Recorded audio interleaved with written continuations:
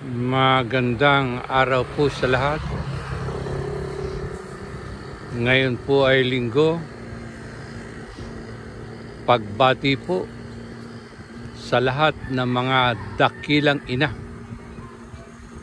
ng buong sanlibutan. Masaya at makulay na araw ng mga ina ang inihahatid ko po sa inyo.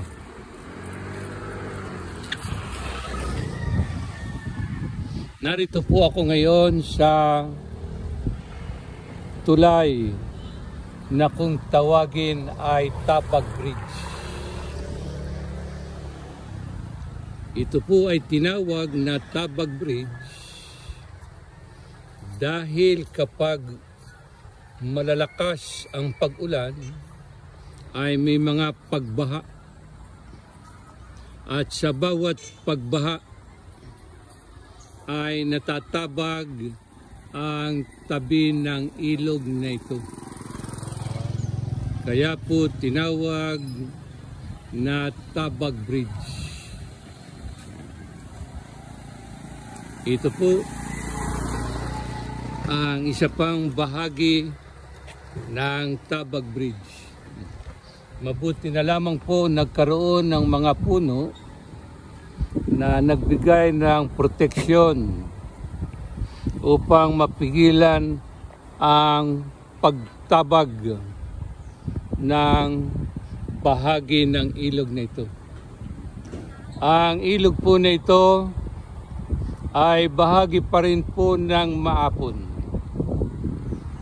Kalmadong-kalmado po ang ilog sa ngayon dahil tag-araw. Makikita po ninyo ang mga luntiang kapaligiran. Mapapansin po ninyo na ang tulay na ito ay mayroong tinatawag na color coding. Yan po ang kulay dilaw. Sa kabila pa rin po ng tulay, ayan po, dilaw pa rin. Yan po ay bahagi o hatian ng Barangay Bayungon. Ang kulay dilaw po ay para sa Barangay Bayungon na bahagi pa rin ng bayan ng Sampaloc. At idadako po naman natin sa kulay orange. Yan po naman ang nagpapatunay na ang bahagi nito ay para naman sa Barangay Apasan. Yan pong kulay orange. Yan po, may tumitingin sa akin ng mga bata. Yan. Yan po, sa gawing kanan ko po, kulay orange pa rin po. Yan naman po ay bahagi ng Barangay Apasan.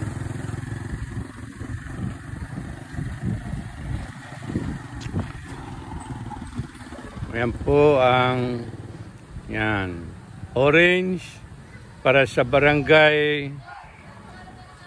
Apasan, dilaw para sa Barangay Bayungon. Maayos po ang hatian. Yan. Orange, dilaw, Barangay Bayungon. Apasan, orange.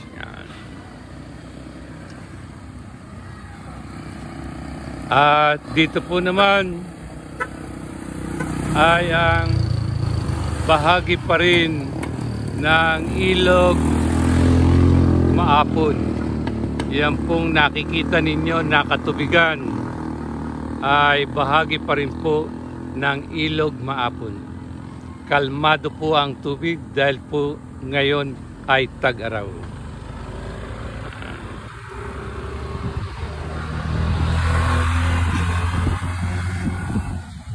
Yan po ang kapaligiran dito sa bahagi ng Barangay Bayungon.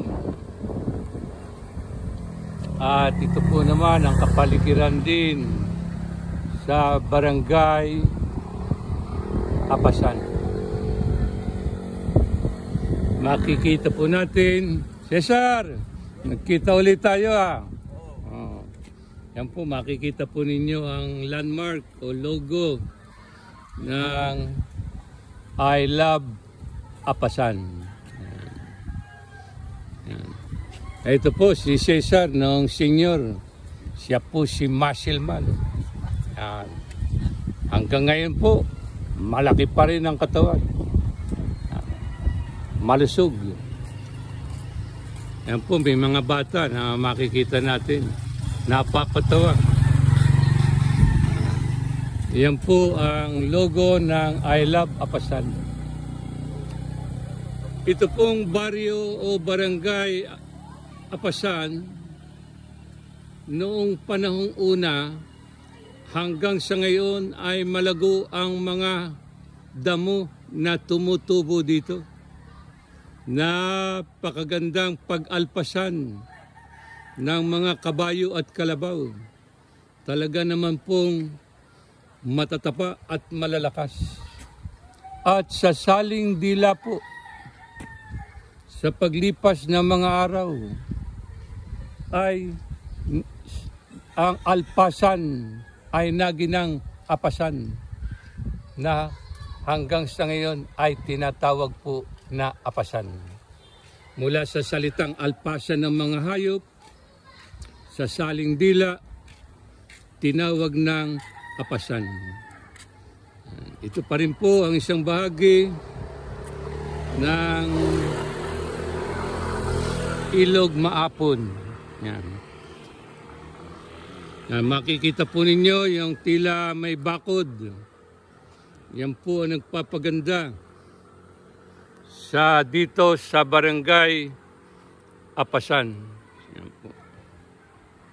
Yan po ang daan patungo sa Kakati na ngayong tag-araw ay napakarami po ang nagpupunta, naliligo upang maibsan ang mainit na tag-araw. Ito po ang nakapaligiran. Sa gawing kaliwa ko po ay ang bahagi ng Barangay Bayungon. Yan po, makikita po ninyo ang mga puno ng niyog. Yan po, napakasarap pong maglagi, kapiling mo ang kalikasan. At yun po namang makikita ninyong bulubundukin ay ang bahagi ng maalamat at makasaysayang bundok ng Sierra Madre. Kaya po tinawag na Sierra Madre ay ina ng mga kabundukan. Yan po ang kahulugan ng Sierra Madre. Maraming salamat po sa araw na ito. At pagbati pong muli sa araw ng mga ina, mga dakilang ina. Maikli lamang po ang salitang ina, 3 letra lamang po. Pero po libo-libo naman ang sakripisyo na ibinigay niya. Mabigyan lamang ng magandang kinabukasan ang kanilang mga anak. Salamat po sa araw na ito.